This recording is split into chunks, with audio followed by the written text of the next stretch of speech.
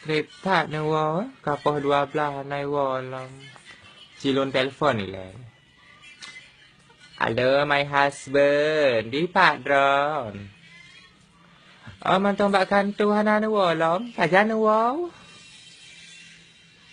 Oh, si adu. Ajak ber bunda perahi rumah ber. Nyampe gadah lah mbak rumah gok lagi berkelam. Assalamualaikum. Nyangka hagam lawitnya. Kalau kita suruh tidur di luar nanti dibilang kita ndak manusiawi.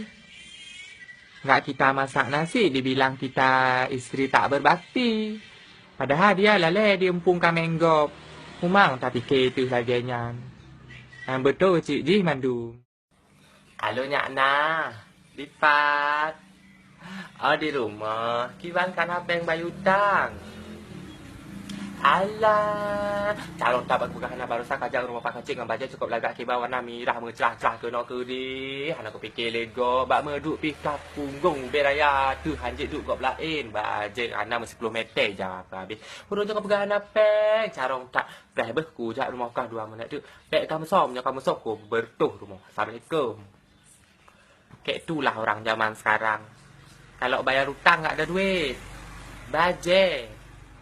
Habis kain 10 meter pun dia beli. Kapung ngosang urung lawitnya.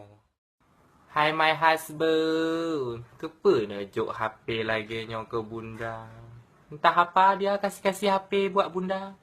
Udah enggak ada tombol satu pun. Dah enggak tahu yang mana mau kita tekan ni. Layar semua yang ada.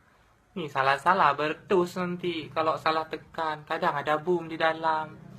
Ngono beraya kajek ke terenan tacang-cang bawang, mano, itik, rumpun.